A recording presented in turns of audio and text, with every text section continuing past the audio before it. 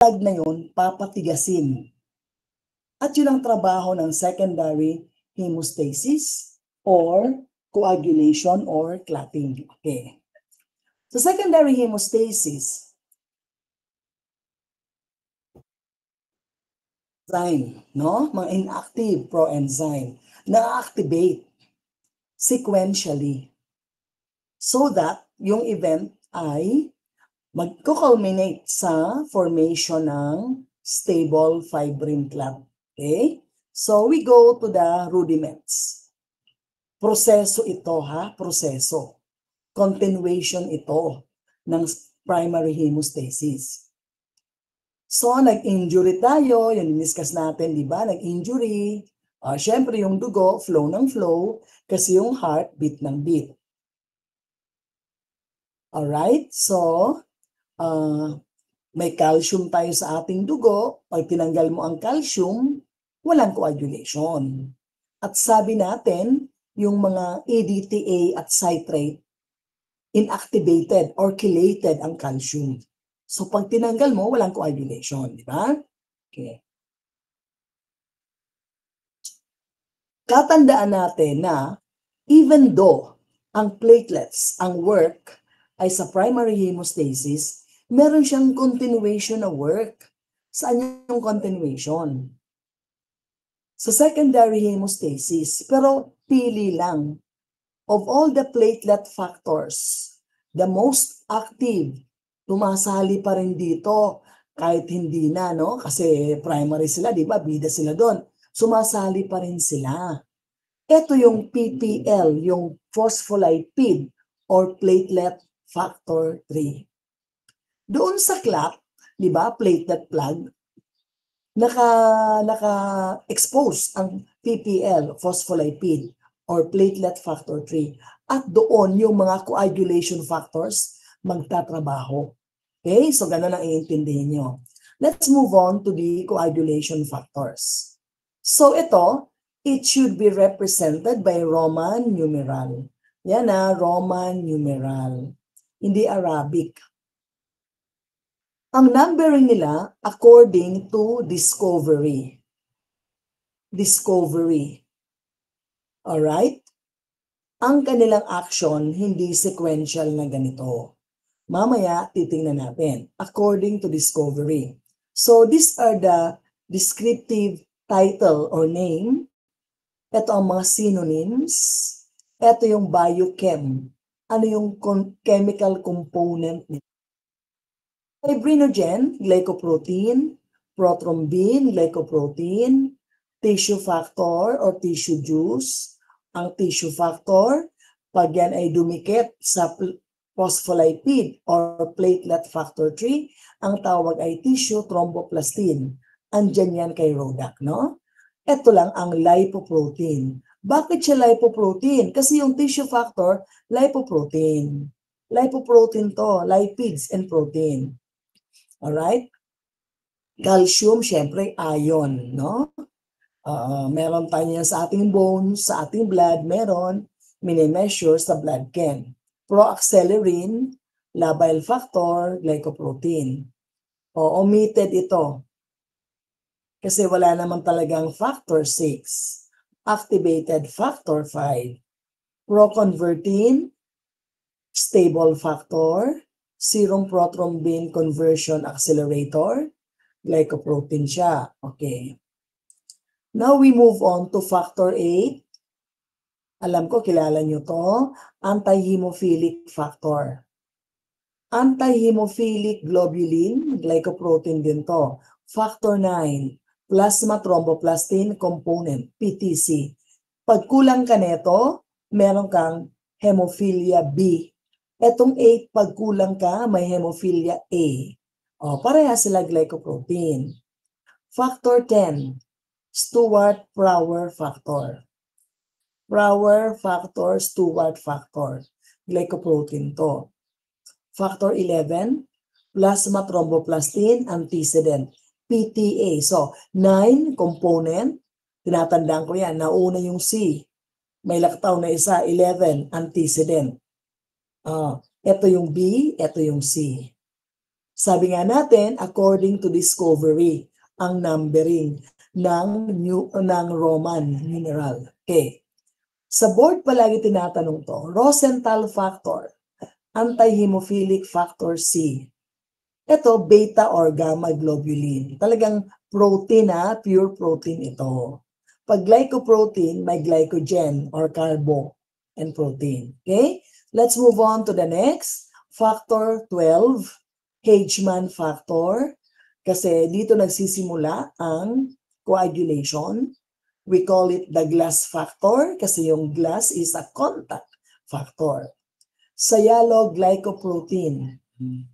Parang ano siya, para siyang glycophorin. May sialic acid, sialo. Yung sinasabi ko sa inyo na nasa surface ng red cell, di ba? Glycophorin, okay? Sialic, ayan. Okay. Factor 13, fibrin stabilizing factor or the Lucky-Laurent factor or the fibrinase.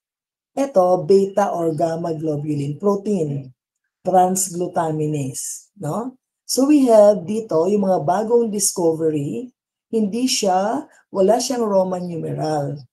Ito yung mga prekallikrein, sometimes called Fletcher factor, together with HMWK, are part of the kallikrein and kinin system, and their primary function is in these systems. Dito, no? Plasma protein ito, walang glycogen or carbo. Wala. Now we have another, the high molecular weight. High molecular weight kininogen. Sometimes called the Fitzgerald factor. Again, like prekallikrein, they are plasma proteins. Right. So let's now look at this. Yung mga nakakalitong mga so yung mga factors, Factor 8, yung anti-hemophilic factor. Pag kulang ka nito, may hemophilia A ka, bleeder ka. Na noon, feeling natin, yung mga lahat ng bleeder, hemophilia. No pala. 90% of them are with von Willebrand's disease. Itong factor 8, napaka-sensitive. Ayaw niya mag-solo. This circulates in the plasma not alone, but together with von Willebrand factor. Di ba yung von Willebrand factor? Sabi ko, ang laki-laking molecule, the largest molecule, 500,000 Daltons to 20 million Daltons. Okay, average is 260 Daltons. Okay.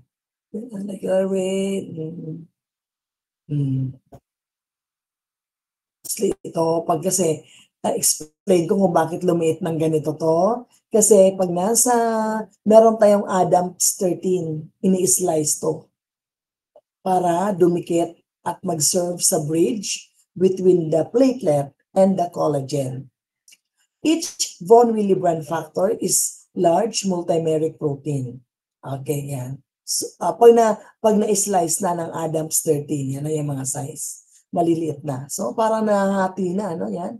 Naging dalawa na gano'n. Yan. Pero talagang napakalaki niya. Kaya kailangan i-slice ng Adams 13. An integrase which will or make it small, para ganyan, para maging bridge. Pag kulang ka sa Adams 13, ano sabi natin? Meron kang TTP, thrombotic, thrombocytopenic, purpura.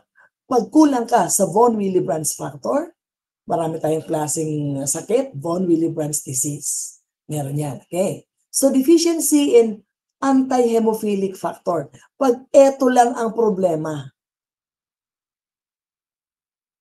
or hindi lang kasi klase, intindi natin sa study, sa mga pathology, pwedeng kulang, or pwedeng andun siya, pero not functioning.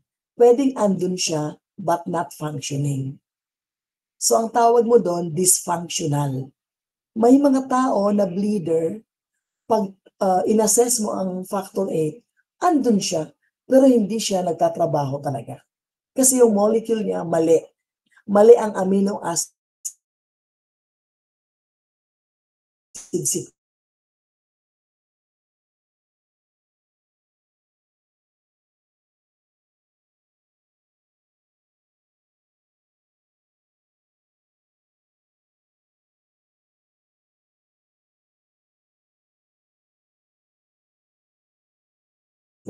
kasi konti lang ang bleeding nila, di ba? B and C.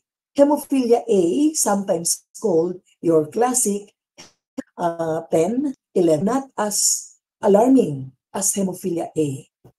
Para malaman mo kung von Willebrand's disease, kasi magkatabi sila eh,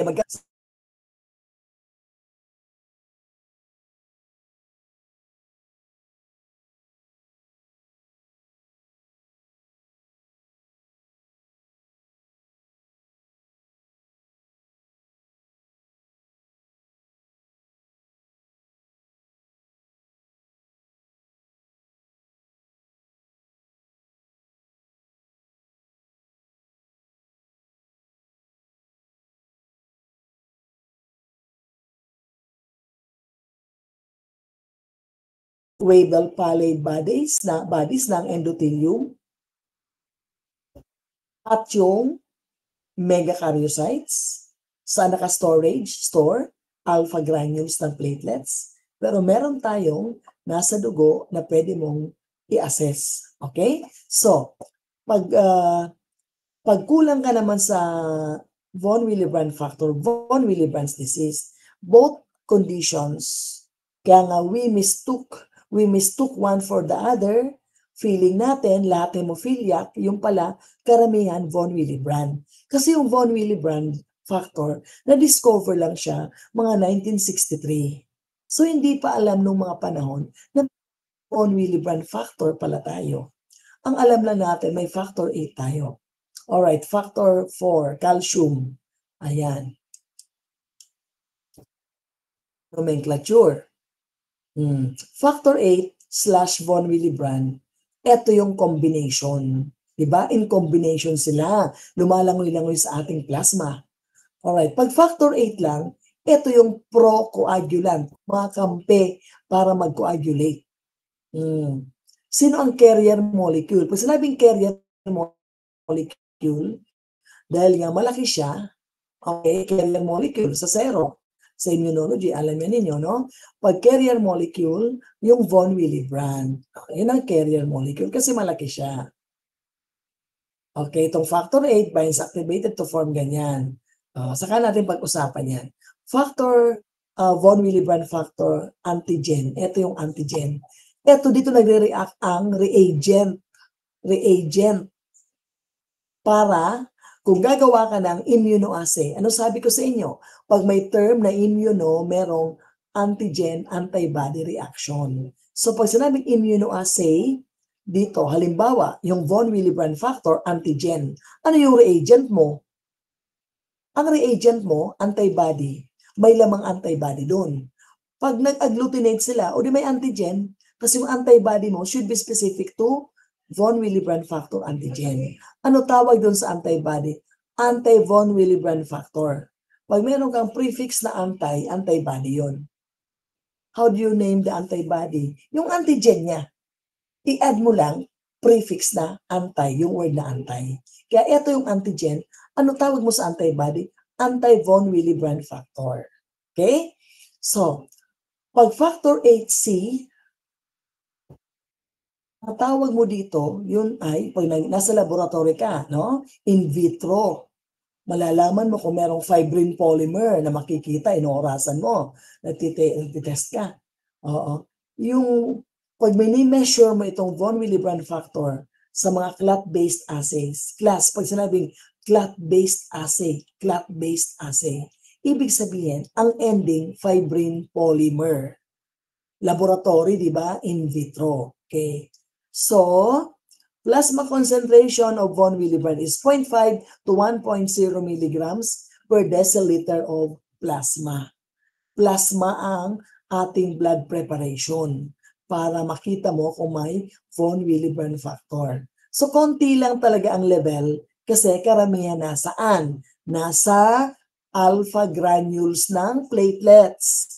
Upon platelet, sumabog ang platelet secretion, lalabas sila, i-augment ang nasa plasma na konti. Okay? So, these are assays to measure von Willebrand activity. So, yan. For information lang to, no? So dati gumagamit tayo ng ristositine, no?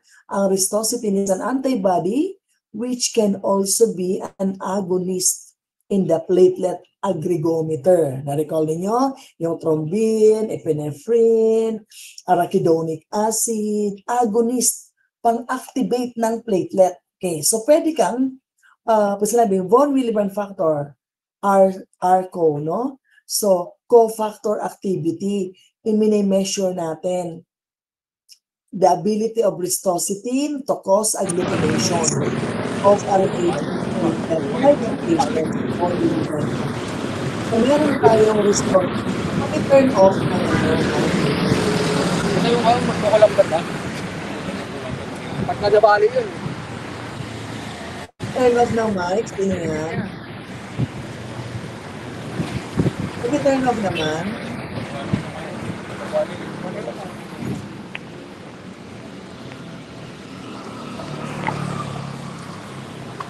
so, pag-turn off.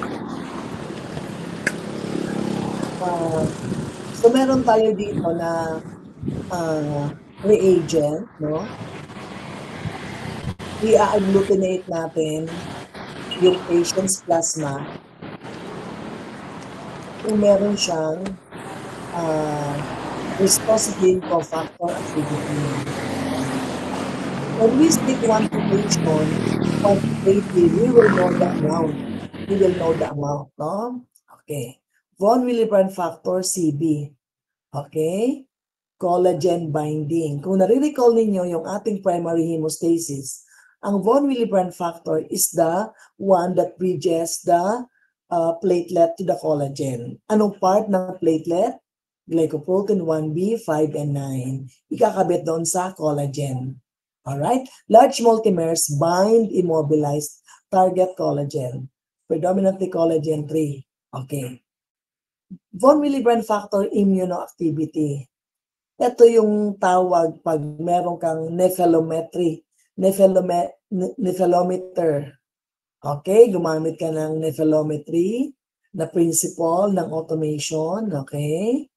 So, meron kang reagent, latex particles. Alam natin, o kung hindi nyo pa alam, pag sinabing latex particle, plastic ang carrier molecule. Nakadikit ang monoclonal anti-glycoprotein 1 von Willebrand factor receptor para makita kung didikit.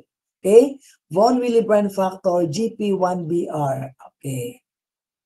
Von Willebrand factor GP1BM. Ito, RIPA. Ristositine-induced platelet aggregometry using ristositine and patient's own platelets. In contrast with the von Willebrand factor RCO, which uses reagent platelets. This assay is modified by using low ristositine concentration. This is called the ristositine responsive curve. Okay. So medyo i-relate nyo, basta tatandaan nyo lang yung primary hemostasis, di ba? Yung ating von Willebrand factor, bridge. Sabi ko nga, di ba, bridge over troubled water, dumidikit sa collagen and platelets, pinagdidikit. Kaya may adhesion. Okay. Owing to von Willebrand factor complexity and variability, the standard von Willebrand disease panel must incorporate at least 3 primary. So pag merong testing, halimbawa nasa St. Luke's ka, kung nasa hospital ka, gusto malaman kung may von Willebrand's disease ka, ito yung mga standard assay. Von Willebrand factor antigen, von Willebrand factor activity by ristositine cofactor assay, or equivalent niya, tapos factor 8 activity. The quantitative von Willebrand factor antigen assay, ito, is the most prominent member of the primary. Ito yung primary profile. Halimbawa, yung doktor, gustong malaman, meron ba itong von Willebrand? Screening test ito. Ang pinakasikat dito ito. Okay. Which may employ para ma-detekto ano yung mga methods, enzyme immunoassay, automated latex immunoassay, or chemiluminescence immunoassay. Of these, para ma-detect ang ito, pinaka-sensitive ang chemiluminescence immunoassay. This is one assay that your teacher in immunology will elucidate further, no? Gumagamit ng chemical, tapos makikita yung nag-i-emit ng light, no? Emit, nag-absorb, basta ganon, is the most sensitive method. Imagine less than 10% ng antigen madidetect. So napakaganda of the 3, pero usually nakapanel ito. Kasi dito, para kuha agad, pag nag-negative to, o di, hemophilia nga, hemophilia A. Pag nag-positive itong dalawa, von Willebrand's disease nga. O ngayon, ang gagawin mo, magpapaano ka, ilang level ba, ilang amount. Di ba? 0.5 to 1.0 lang. O di pagkulang doon, di kulang ka nga, kaya bleeder ka. Ganun kasi class ang pag-diagnose ng mga doktor para ma-pinpoint talaga ang sakit. Alright. Another essential primary test for von Willebrand is factor VIII assay. Okay. In which it results generally parallel. Yan. And yan. So, lahat halos ng mga von Willebrand's disease, except sa subtype 2N, sa board tinanong to, reduced ang factor VIII assay at saka ito. Yan, mga yan. Ito para ma-differentiate, di ba? Ang von Willebrand's disease from hemophilia. So, lahat halos reduced ang mga tests na to, except sa mga von Willebrand factor disease subtype 2N. Yung mga 1, yung ibang variant ng von Willebrand's disease, hindi reduced. Kaya nga mahirap i-diagnose. Pag hindi reduced, pag reduced, 2N yun. Pag hindi reduced, another test ka para malaman mo. Okay? So we move on to the characteristics of factors. Ito ngayon. So di ba dito tayo kanina? Yung mga yan. Yung mga factors. Yan. Ginugroup yan para ang pag-aaral madali. Okay? So madali ang pag-aaral. Meron tayong 3 klase or group ng factors. Bakit inaaral ng ganito? Kasi meron silang mga common characteristics. At madali, ma-recall natin ang kanilang uses. So meron tayong 3 types. 3 classification na may mga members sila. Ang una is thrombin sensitive group. Fibrinogen group. Okay? So itong thrombin sensitive or fibrinogen group, yung unang grupo. Ano yung mga character nila? Consume during coagulation process. Ano ibig sabihin? Pag nag-clot yung blood, may-use up sila. Pag na-use up sila, wala na sila sa serum. Di ba pag nag-clot, serum ang mariresult? O pag nag-clot, wala na sila sa serum. Na-use up sila. So, absent in serum. Pero pag plasma ang prepare mo, may anticoagulant ka, andun yung mga factors na to. Vitamin K is not needed for their synthesis. Alam natin, para yung mga coagulation factors and other proteins in the liver, magawa ng ating liver, dapat meron tayong vitamin K. Di ba? Vitamin K.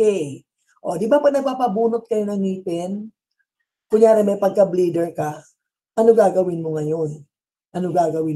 Di ba? Magba-vitamin K yung dentista. O bibigyan ng Hemostan. Ano yun? Pampaampat ng dugo. Okay? Kasi yung vitamin K, pampaampat ng dugo. Ginagawa yan ng liver.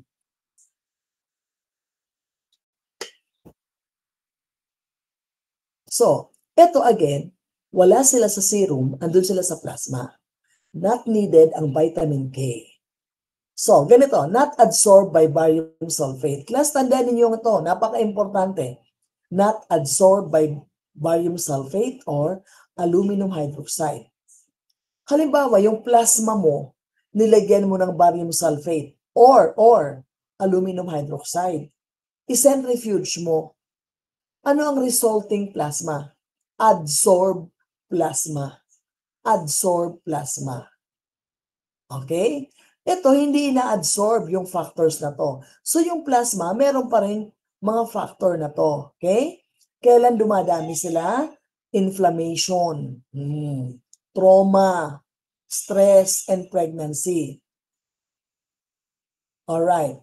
Factor 5 yan and factor 8 are susceptible to denaturation and reduced in amount in stored plasma. Okay. So, ang thrombin-sensitive group, yan ang characteristics. So, without further ado, ano ba ang members nito?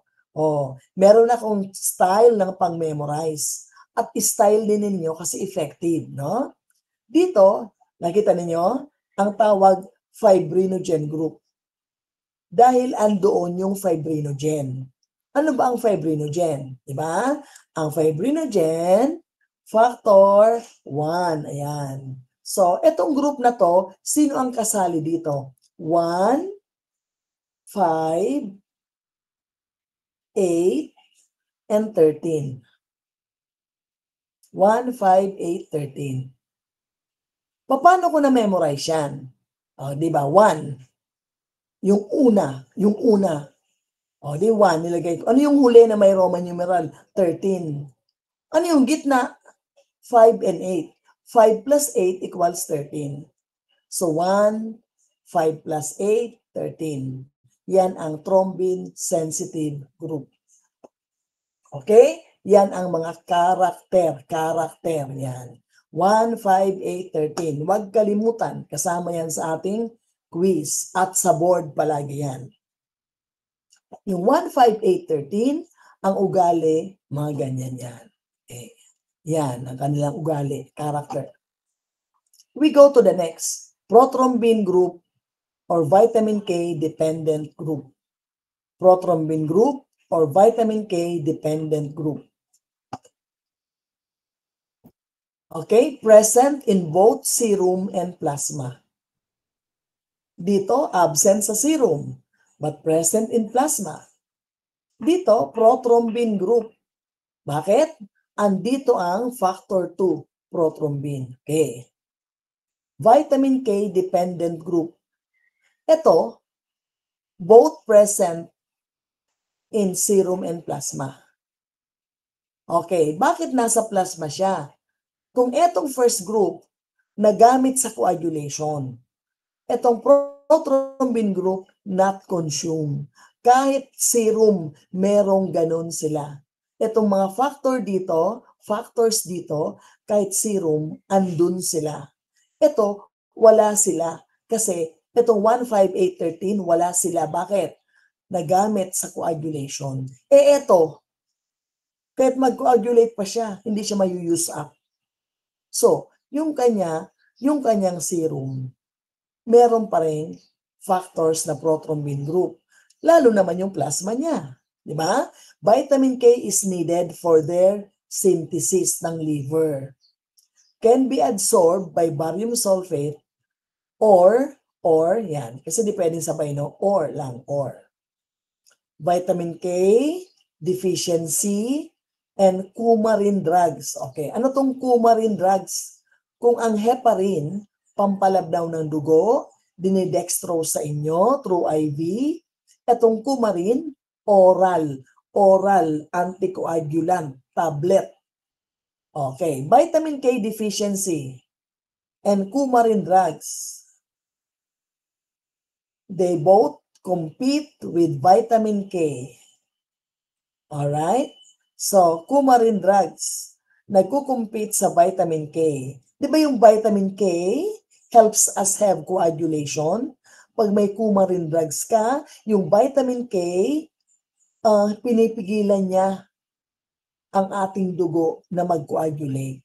Kaya yung mga tao na ng stroke, thrombosis, bibigyan ng coumarin drugs para yung vitamin K ma-antagonize. Hindi makapag-release ng mga prothrombin group factors. So without further ado, 2, 7, 9, 10. Okay. Dahil prothrombin group, andun ang prothrombin is 2. Ayan, naka-point. No. So, 2. I-add mo ang 7. 2 plus 7 equals 9. Diba?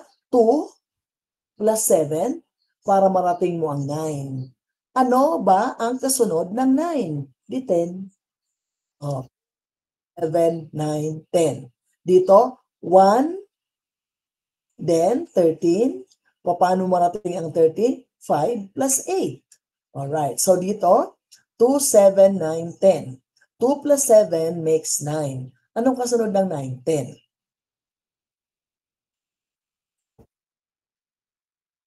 Okay. Pag may coumarin drugs ka, ano ang madidecrease ang vitamin K? Okay, may tanong sa board nito. Pag nag-coumarin ka, pinapalabnaw mo ang dugo mo. Ang vitamin K magdidecrease. Ano ang mapuproduce ng liver? PIVCAS. Ano yung PIVCAS? Protein induced by vitamin K antagonist. Sino ang vitamin K antagonist? Coumarin. Kinontra ang vitamin K.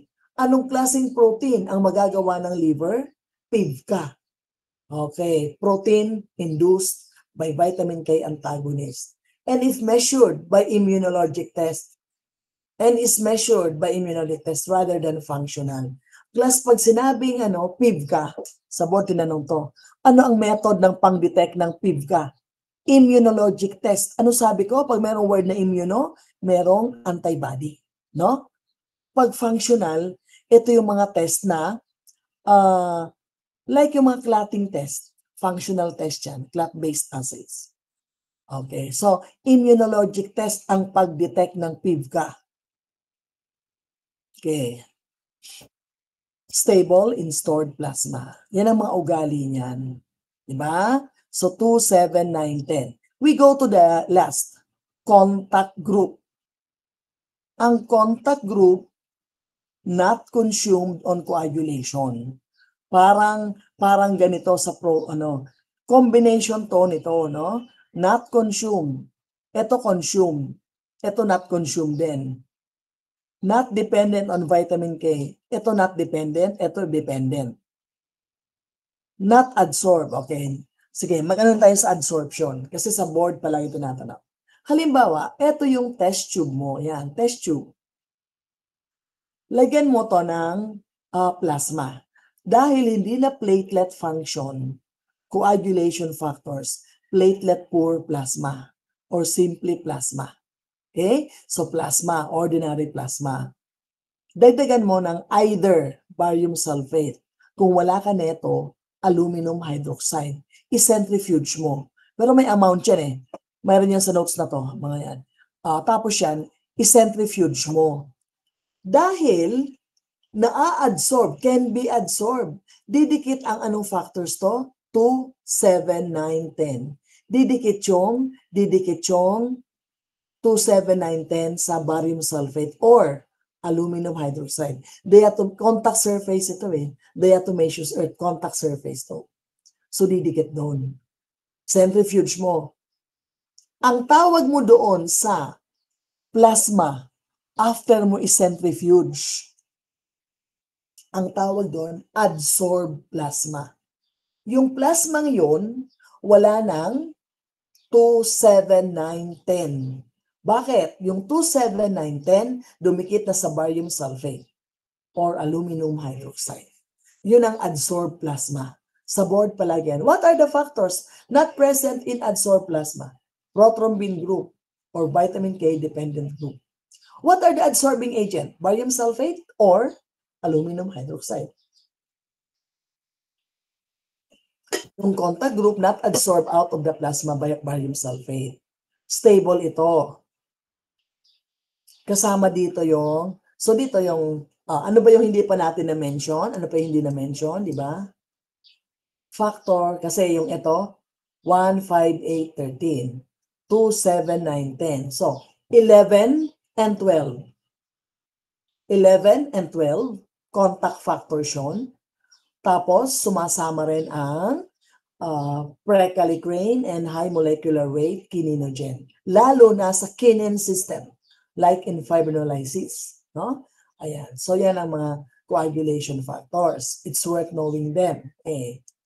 So, ito, na-explain. Bakit doble ito mga anak? Doble, doble ito.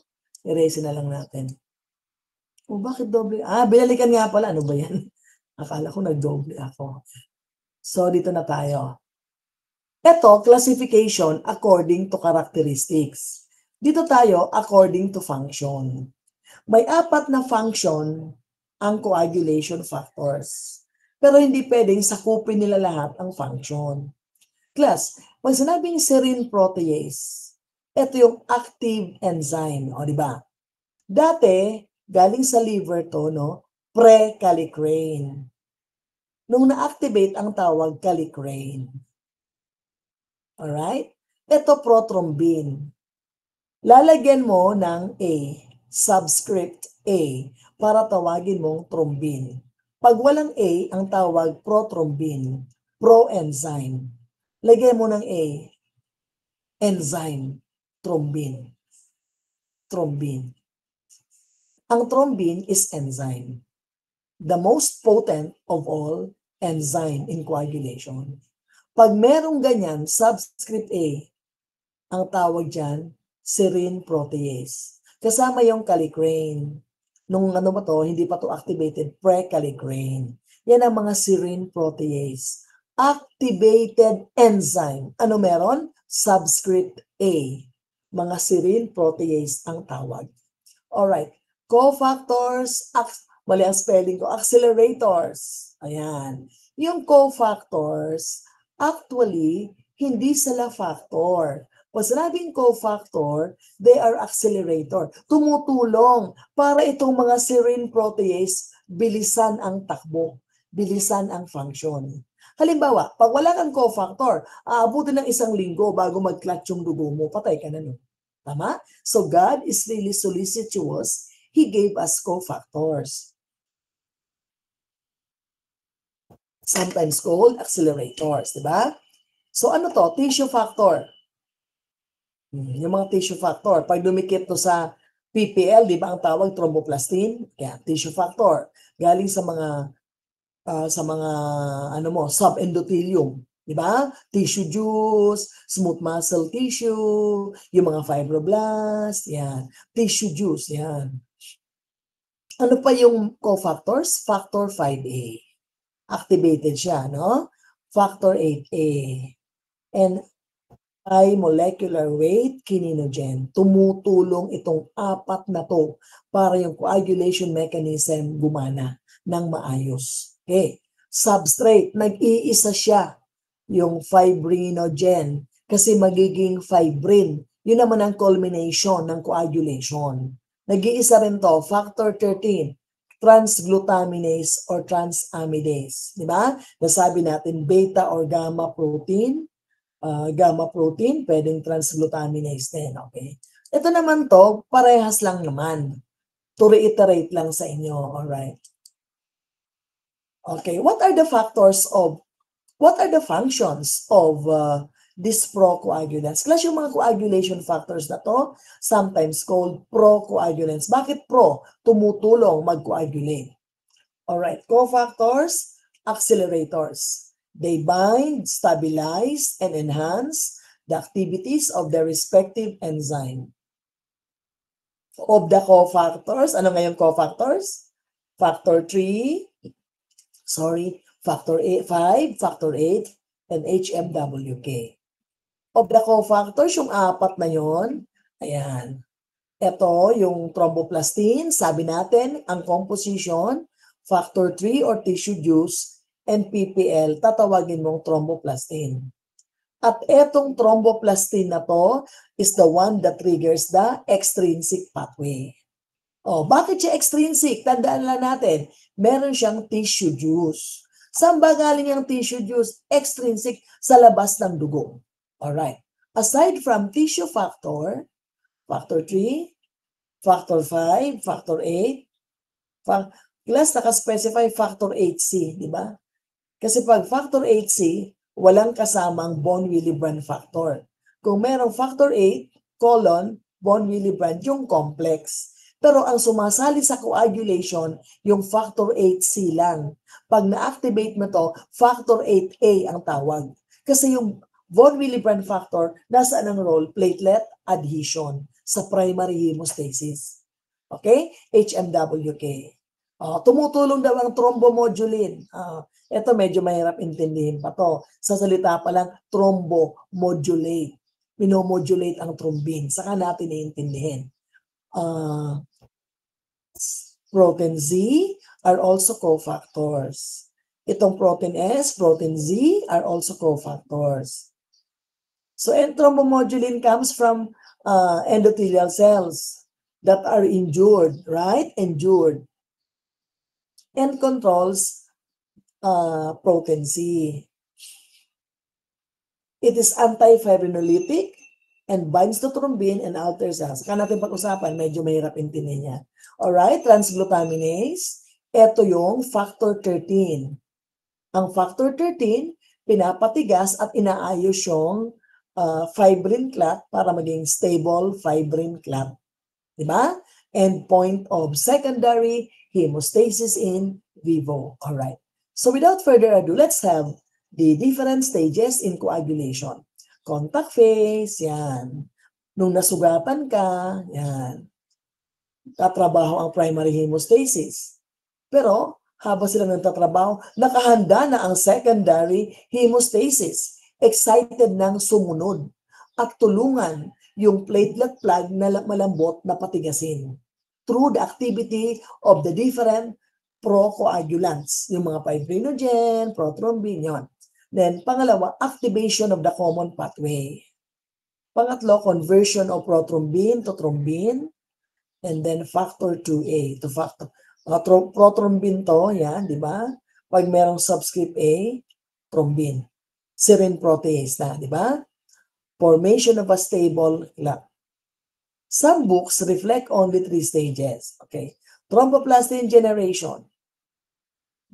Meron kasing extrinsic thromboplastin at intrinsic thromboplastin. Okay. Conversion of prothrombin to thrombin. Conversion of fibrinogen to fibrin, stable fibrin clot. Yan. Yan. Let's now go to the pathways of coagulation. Ayan. Pathways of coagulation. Extrinsic pathway. Extrinsic pathway. Ayan. Activated by the release of tissue factor. Ayan. Upon vessel injury, collagen. Eto, nasugatan, may breach, may sugat. Nagdikitan yung mga platelet, nag-primary hemostasis. Alright. Sabi natin contact surface, kaya dumikit yung platelet. Nag-secrete ng tissue factor. Yung calcium, ionized calcium, kaya pag tinanggal mo to, walang coagulation. Andun yung calcium, factor 4 sa dugo natin. Ayan. Andun yung factor 7 sa dugo natin. In the presence of calcium, the factor 7 will be converted to the serine protease 7A. Activated na kasi merong letter A. Tama? Alright. Pero nangyayari to in the presence of tissue factor and calcium. Alright. So itong 7A na to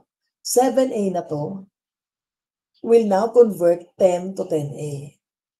So, eto, tissue juice in the presence of calcium, nasa dugo yung 7, PTC, magiging 7A, okay, activated. In the presence of tissue factor and calcium will activate 10 to 10A. Yan ang extrinsic pathway. Extrinsic, bakit? Galing sa tissue juice, sa labas ng blood, ang tissue factor or tissue juice. Ngayon, habang nangyayari ang extrinsic pathway, habang nangyayari, meron ding nangyayaring intrinsic pathway. Pag sinabing intrinsic pathway, ano yun? Sa loob ng dugo ang mga factors. Lahat sila sa loob ng dugo. Yung extrinsic, andun ang tissue juice, di ba? Kaya tinawag na extrinsic, nasa labas ang tissue juice. Wala sa dugo. Alright. Intrinsic pathway, ulit, no? Vessel injury. Kasi nga, sabay na nangyayari eh. Di ba? Vessel injury.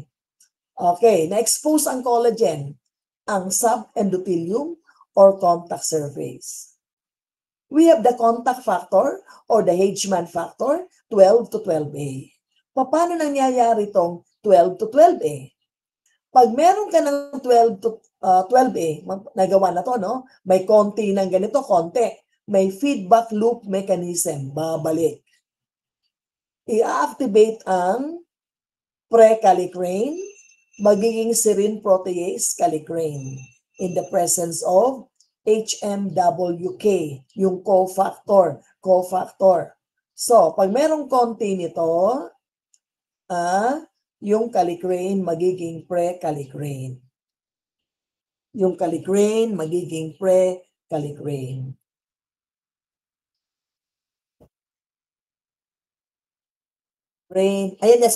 Yung pre-kallikrein magiging kallikrein. May araw pala. Sinong cofactor? HMWK. So dadami ito kasi may feedback loop. O dami na, no? Madaming kallikrein. Babalik ang kallikrein. Oops! Activate 12 to 12A. Oops! Balik. Activate 12 to 12A. Pag ito may puwersa na, ano mangyayari? Yung 11A, yung 11 na nasa dugo, i-convert niya, kasi active na siya i-convert to 11A. Yan. So nakita natin, dadami ito kasi may feedback loop mechanism. Yung pre-kallikrein magiging kallikrein in the presence of HMWK. Ayan. Yung 12A ngayon, madami na sila, puwersa na. A force to reckon with, yung 11,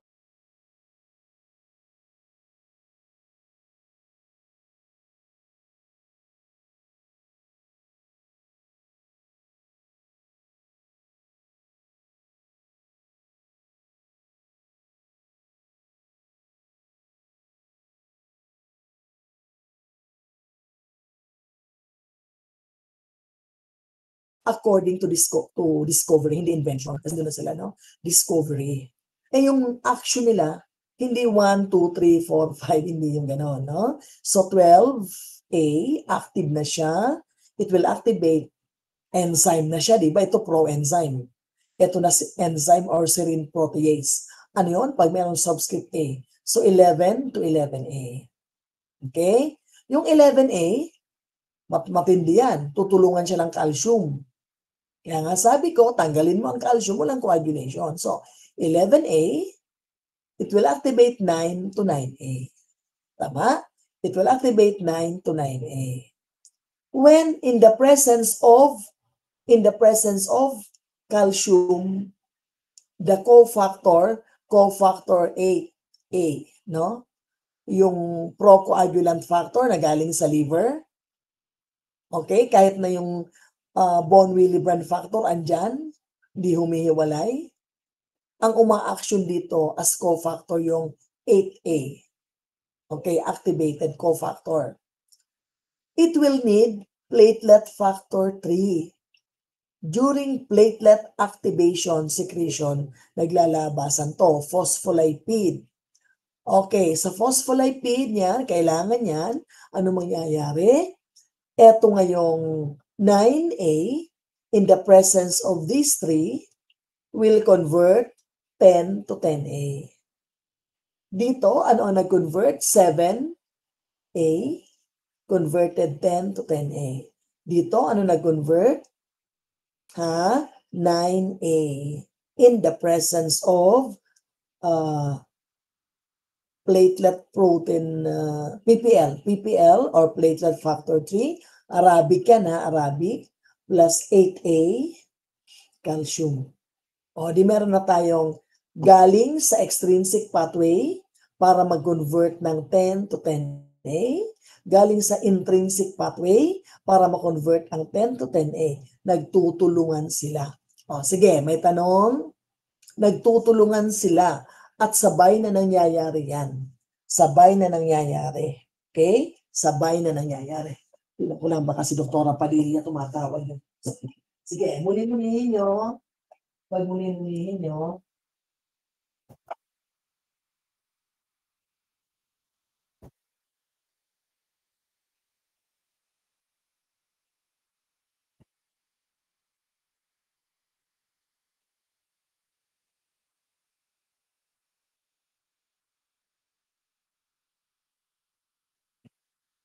Ako tapos. Bakit? Ano? Ako sa pang 11, yung bata may ano?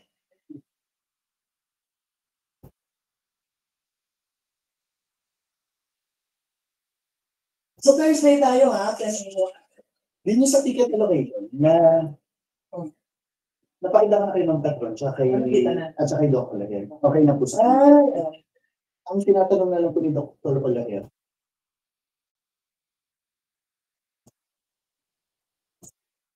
kasi Manila. ah, Gusto nila, si Tintin, ilan 50 sila. 15. Sabi ni Dr. Olaher, kung sasama daw po sila, ibawas na lang daw po sa Makati ng dentist. Kasi posible pa na. Oo. Wait, Aileen. Tawagan mo na si Kaya po.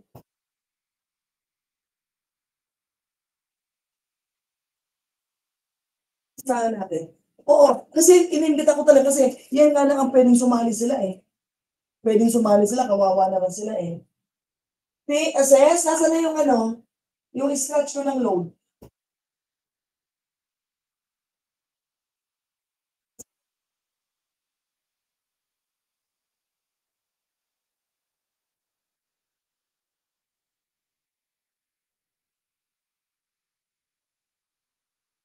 Sabihin ko sa si ano, nasa ng telephonical setas. Nangyayari na daw eh.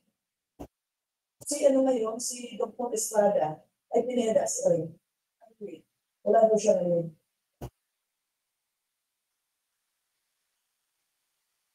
Pupuntahan ko dapat kasi, sabi ko, sige mag-extra kayo ng red top at lavender top. Bakit saan ba kayo?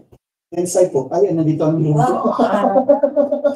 ko sila mapuntahan. Pwede mong ilipat. O sige, sige. Ito na po. Ses, nasaan yung ano, para makita ni Aileen? Latas mo.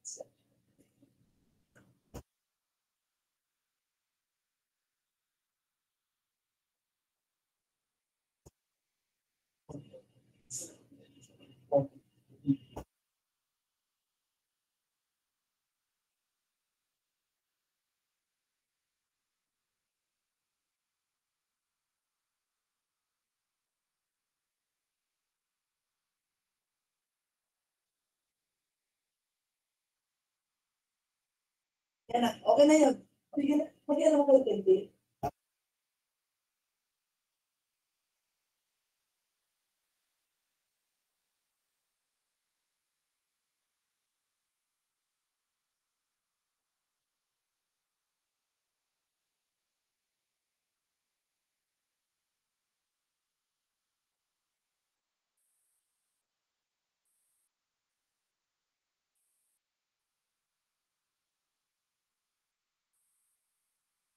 Very good, very good.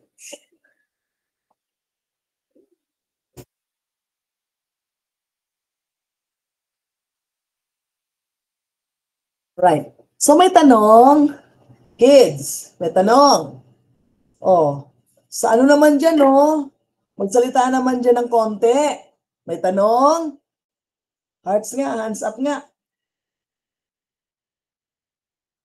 May kausap pa ba ako?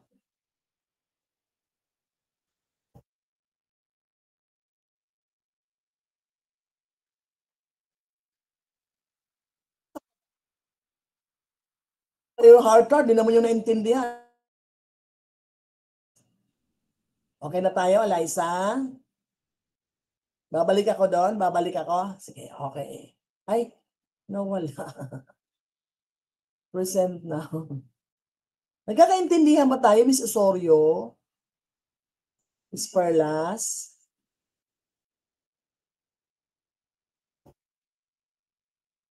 Eliza, may pasok ka ba sa Thursday? Eliza? Eliza?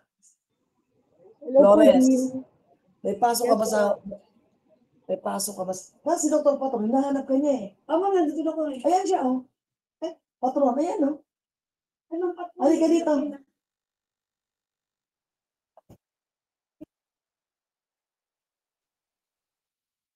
Oo, yung dati ma. Na ano Kasi daw? nagawa na rin yung Yung SOA. soba. Eh, nalagay ng July, ay, January 6. Eh, ito na po yung kanilang bagong duration. Hindi sila gumawa sa SOA.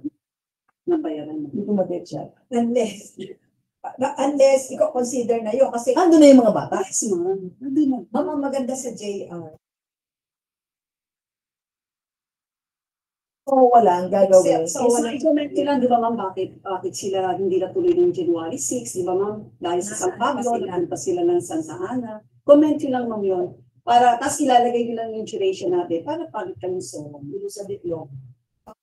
Sabi ko kay Anthony, January to July. Oo. Yeah.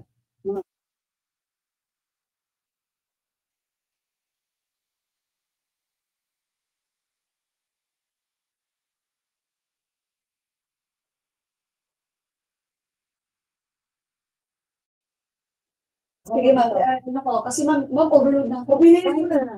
Overload ka na. Sige ma'am, sige na. Huwag lang ang Sunday ma'am. Hindi ka meron yun ma'am. Hindi, kasi ito yun. Papel 6. Tapos yung mga yung internet na pinalipat ko. Sa ano, nakalagay yun. Pagkira mo yung sige, uy, ala, hindi na nag-regress. Habol na lang. Si ano, Ang inano ko dyan sa gusto mag-medex. Kasi sabi ka nung chief medex nandiyan at no, 14, 150 at 55. si Tomas, Aileen. Kagabi ako nadali, alas 12, kausap ako ni Tomas. Halika dito. Hindi. Sabi niya, ma, mag-ano lang. Right. Tapos sabi niya, si Tomas ay sauna. Yung sino lead tech doon sa kids. Sabi niya ganito, ma'am, maawa, awa, ma'am. Mas mahirap ang mga pinupuri niya sa dito. Nanginay siya dapat ko na yung mahusay magkano. Hindi. Kaya tani mag-check. Nagtanong sa akin. Sabi niya, Hindi, kami. Sige. Ay, nakakapit. Ay, kasi.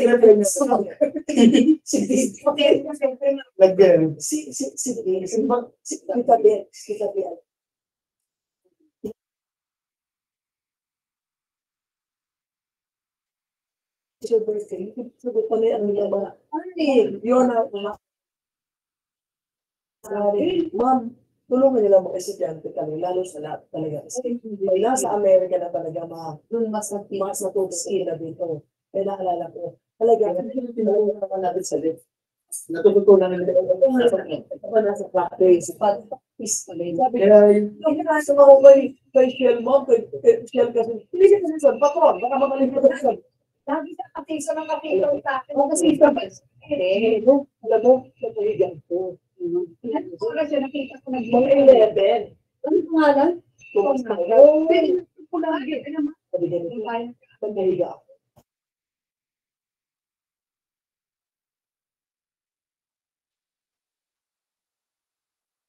Pero kung sa Western video, pag sabi, ikaw may pa, may magpaprendo.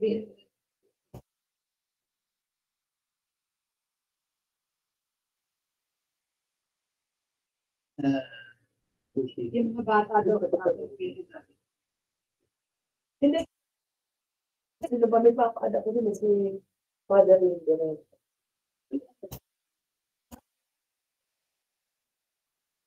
Pero maganda. 410, hindi ka Sige na rin yung mapapatabawan mo. Siguro nakakatulog na ako na ilan. Kasi nag-orient ako ng refresher. Magpatulong mo kay nanay ko, paano tayo mag-menu?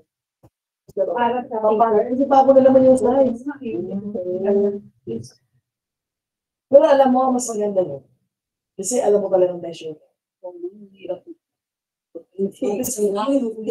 Pupunta ako ng Santa Ana mamaya. Kasi kung sa si medical director, kasi sinasabi yung problema.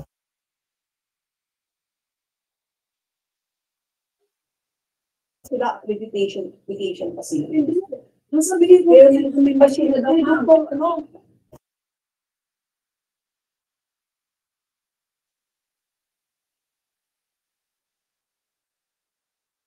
City Hall, ma'am. Hintayin mo matapos yung accreditation complete. Huwag tayo muna.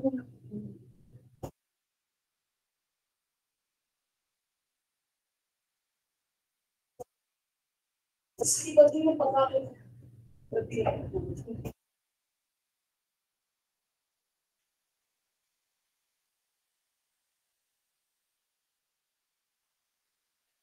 Sige, kaya na mag-ipag-usap. Kaya na mag-ipag-usap.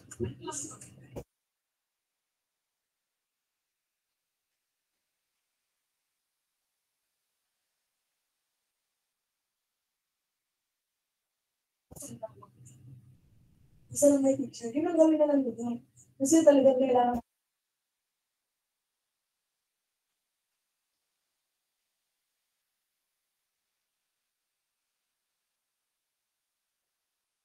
Kasi kakainit eh. Paano na-init mo na kanya online muna?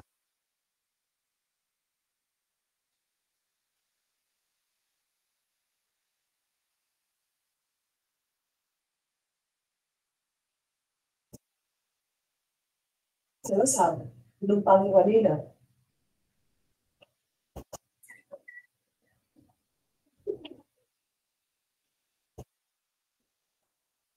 Pa natin, kids? Sa Webes ba? Gusto ko tayong isama sa Webes eh. Sa coordination meeting kasi MC ka. Alaysa! Wala naman Yes si po, Alaysa. Dean. Hello po. Bakante ka ba sa Webes? 10? 10 a.m. po, Dean. Yes po, Dean. Pag bakante ka, punta ka. Sasama Okay ka. po, Dean. Taga Noted mo. po. Ito na ha. Okay, balik na tayo. Ito yung in-explain ko para maalala ninyo. Yan. Yan. Review lang naman to. Yan. Alright. Di ba meron na tayo dito na extrinsic pathway? Ano yon? When 7A activates 10 to 10A. Sabay ito nangyayari.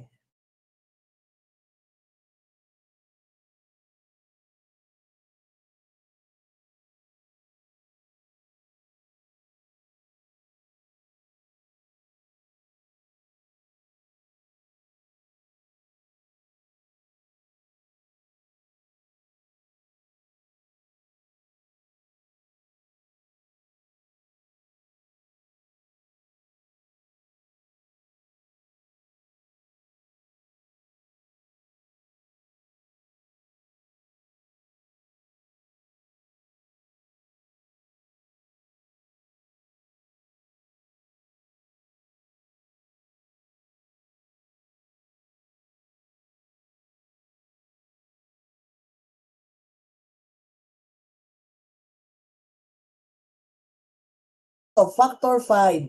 Ito cofactor to, di ba? 5A.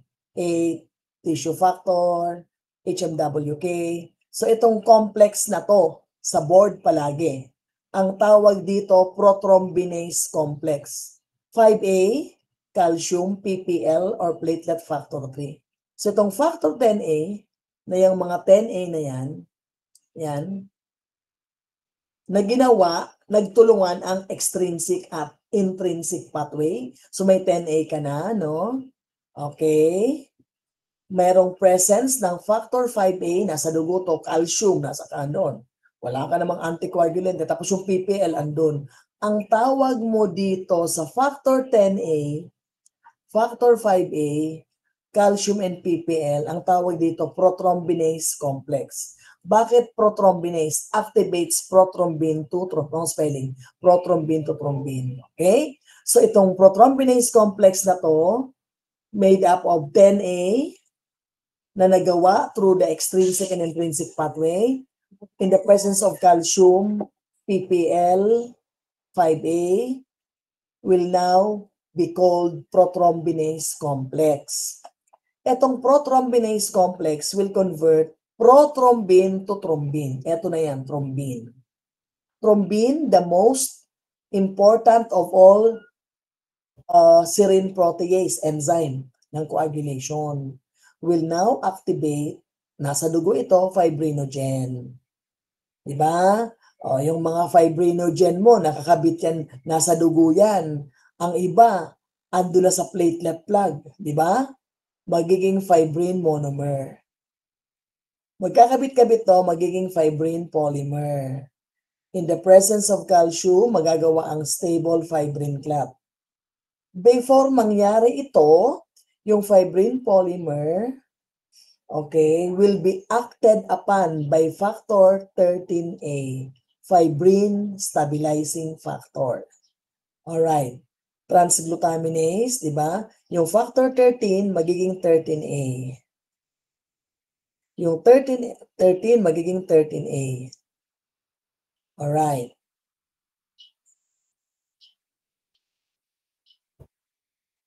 Will act on fibrin polymer, which in the presence of calcium will form a stable fibrin clot. Ito ang ending ng coagulation mechanism, modern concept. Okay. All right. According to Rodak, we have vitamin K dependent procoagulants. So sabing vitamin K, diba? Prothrombin group 2, 7, 9, 10. 2, 7, 9, 10. Okay.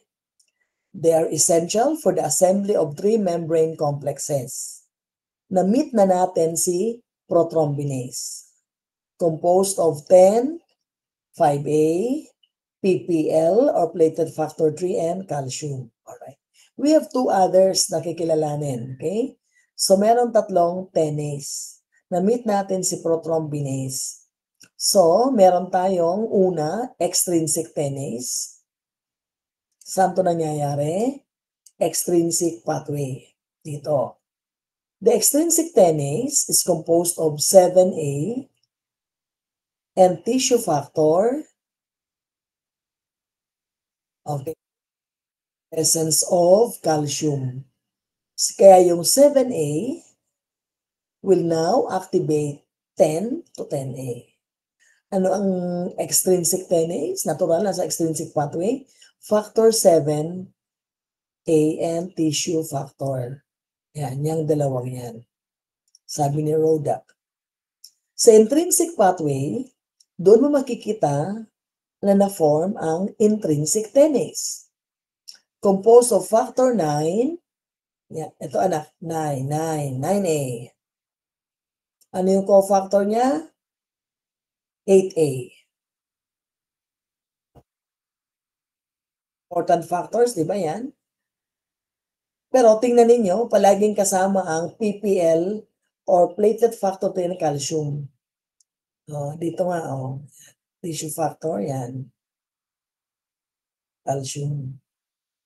Yan ang intrinsic tenase. Factor 10 to 10A, but much more efficiently. Okay. Ito daw, intrinsic tenase is more efficient. Ano yon? 9A in the presence of the cofactor 8A, calcium and factor ng platelet 3, no, is more efficient than the extrinsic tenase. Ito daw, mas magaling. Alright. So, nakita natin yung prothrombinase, complex, no, prothrombinase. Ano yung prothrombinase? Factor 10A, factor 5A, calcium and PPL. Ang PPL, platelet factor 3. Okay. Converts prothrombin to thrombin. Diba? Converts prothrombin to thrombin. Ayan na. In a multi-step hydrolytic process. Tingnan nyo ha, that release thrombin. So yung prothrombin, magiging thrombin. Bago siya naging thrombin, merong proseso. Umaksyon yung prothrombinase, yung third tenase. Pag-convert ng prothrombin to thrombin, marirelease ang prothrombin fragment 1.2 in the plasma. Prothrombin 1.2 fragment in the plasma. Ito daw, ito ay marker for thrombin generation. Alam natin na pag nagkaroon ng thrombin generation, automatic tuloy-tuloy ang stable fibrin clot formation. Okay. In other words, pag na-generate ang thrombin, coagulation will happen. After coag, sabi natin sa ating Module 1, Module 2, merong fibrinolysis of which plasmin is the main enzyme. Bakit ine-emphasize natin ang pag-convert from prothrombin to thrombin? Kasi nakakagawa sila yung conversion na yun ng prothrombin fragment 1.2 or F1.2. Prothrombin fragment 1.2. May test nito sa lab. Pag nag-positive yung pasyente, ibig sabihin, pakinggan, ibig sabihin, merong coagulation na nangyayari or mangyayari. Bawal yon sa batas ng dugo. Ano sabi natin? Pag sa loob ng blood vessel, blood should not clot. Saan siya pwede mag-clot? Sa labas ng blood vessel. Pag in-extract mo, pag wala kang anticoagulant. So, from prothrombin, kung merong coagulation sa loob, abnormal yun. Pwede mamatay ang tao, thrombosis. Kaka-thrombosis ang tao. So, from prothrombin, magiging thrombin. Bago maging thrombin, magre-release ng prothrombin fragment 1.2. Ito ang marker for merong thrombin generation. Pag nag-generate ang thrombin, automatic, tuloy-tuloy, stable fibrin clot. Pag merong clot, automatic ang plasmin a-action para merong fibrinolysis. Okay? So, bawal yun. So, nakikita to sa mga phenomenon called disseminated intravascular coagulation. Sakit yun na pwedeng ikamatay mo. Okay? So,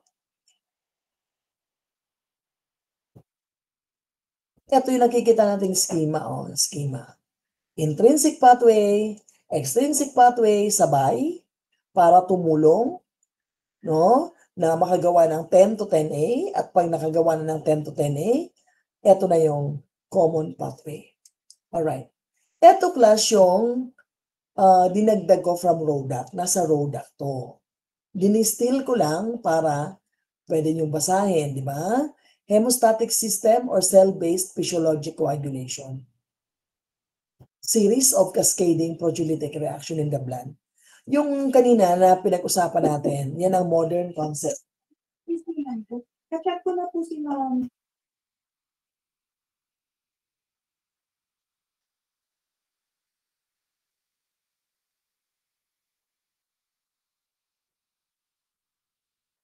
Ay, oo nga. Para kinaan. Ay, parang.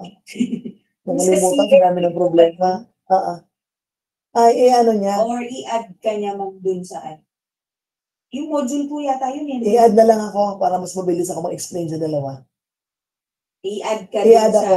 sa, ano, sige po. Para mamaya tigilan yung dalawa kausapin ko, ha? Sige, thank you. So dito, yung ating pinag-usapan yun ang modern concept na nagmula yan kay Ratnoff. Yan. Pero ngayon, alam mo yung mga scientist, isip ng isip. Ewan ko ba, isip ng isip, kaya ito ang dami na inaaral, no? Sana wala nang iniisip. Yan ang research, di ba? Okay, series of cascading proteolytic reactions in the blood. traditionally known as the extrinsic and intrinsic coagulation pathway, do not fully describe how coagulation occurs physiologically. So dito daw dinidescribe yung talagang physiologic things that happen. Yung pathways daw ng intrinsic and extrinsic are not distinct, but they help each other. Totoo naman din, di ba? Alam natin, nagko-converge sila. At sabay sila nagtatrabaho, di ba? Example is factor 7 deficiency can cause significant bleeding, even though intrinsic pathway is intact. So pinapaintindi class na dahil sa mga understanding na to, ang precision medicine intact. Naintindihan mo ngayon ang mangyayari. Ang nangyayari, no? So, nagbi-bleeding. Ang intrinsic pathway intact. Bakit nagbi-bleeding? Para ma-zero in at ma-pinpoint ang problema. Ang problema, extrinsic pathway. Normal yung intrinsic. Bakit nagbi-bleeding? Di ba? Pwede naman deficiency ng factor 8, yung cofactor, tapos yung factor 9, can cause bleeding. Kahit na normal ito. So, ibig sabihin talaga, regardless of which factor is deficient, nagbi-bleed. At inuulit ko ha, hindi lang deficiency. Maraming test na ngayon. Kasi pag deficiency, yung level lang. Pag humaba ang coagulation mechanism, ay kulang. Mag-assay ka. Pwedeng immunoassay, clot-based assays, functional assay. Pag mabilis ang coagulation or mabilis masyado, pangit. Sobrang tagal, kulang. Pati dysfunctional. Mali ang molecule. Yung amino acid sequence, mali. Pwede yun. Kaya nga ngayon, high-tech na. Talagang ngayon, ang mga may sakit, nagagamot na talaga. Kasi nga, grabe talaga ang knowledge. Talagang inuukil-kil. Alright. Addition to the procoagulant and anticoagulant system. Di ba sinabi ko sa inyo?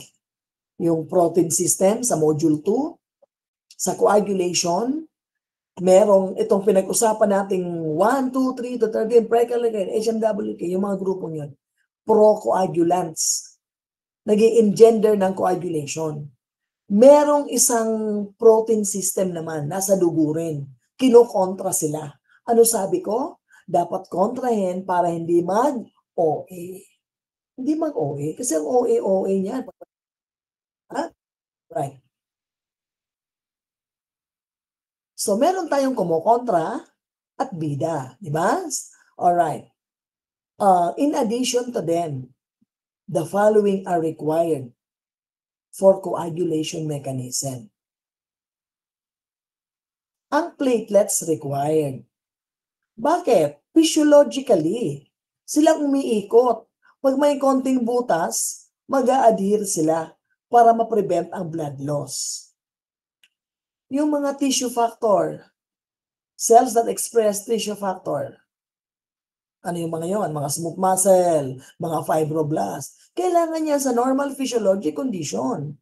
Kasi talaga namang sila tumutulong magkaroon ng platelet adhesion, which is the start of primary hemostasis.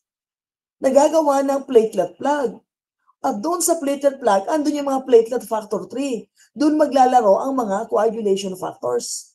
Yung mga fibrinogen, para magkaroon ng matigas na stable fibrin clot doon mismo sa platelet plug para ma-seal yung wound. Alright? So, sabi natin, later on, fibrinolysis, di ba? So, intindihin niya ninyo, no? Operationally. Okay.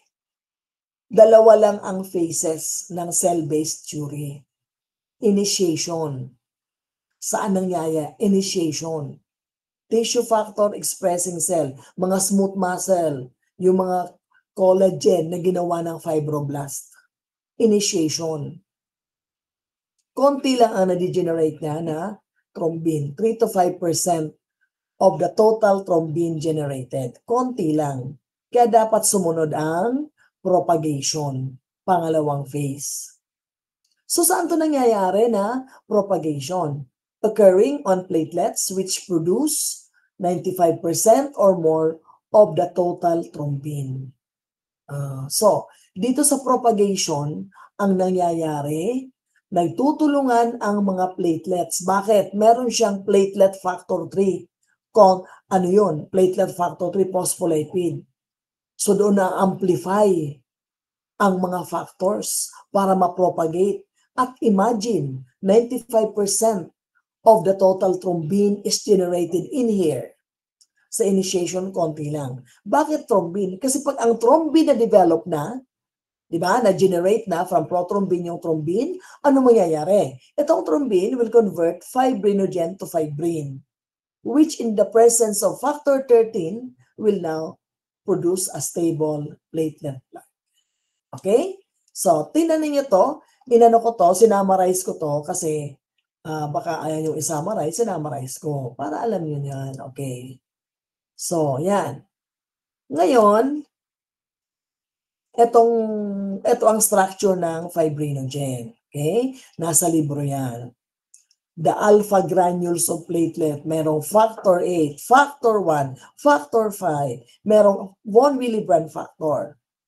Meron siyang fibrinogen, okay? Nasa dugo natin, galing sa liver, meron tayong fibrinogen. Pero meron din tayong nakastack doon sa alpha granule na fibrinogen. Kasama nung factor 8, kasama nung von Willebrand factor, is a mirror image dimer with each half consisting of 3 polypeptide designated as alpha, beta, and gamma.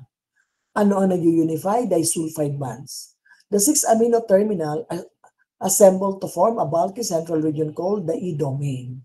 The carboxyl terminal domain, ganon-ganon. So, ngayon, yan, thrombin, cleaves, okay. Di ba yung fibrinogen, a-action na ng thrombin, para yung fibrinogen maging fibrinopeptides A and B.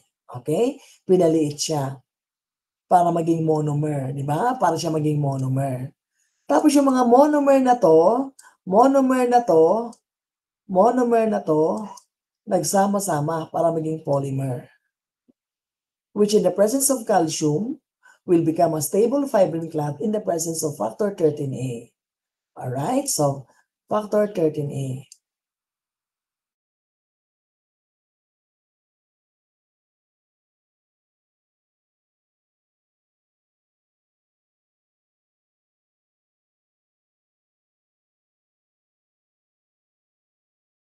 Polymer.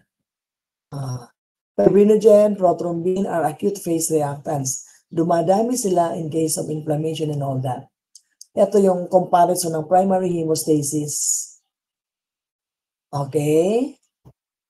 Platelet adhesion, shape change, diba? Secretion aggregation, nagkaroon ng platelet plug.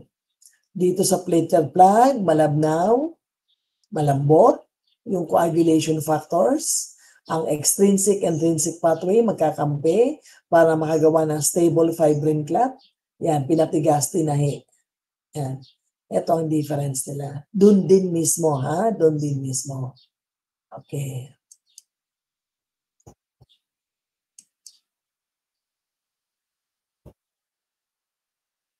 Alright. Itong inhibitors of coagulation. Okay. Siguro ang quiz natin until slide 34.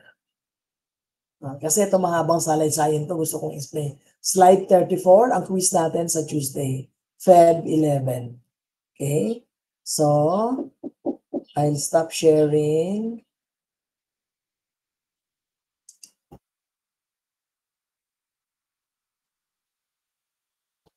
Basta na.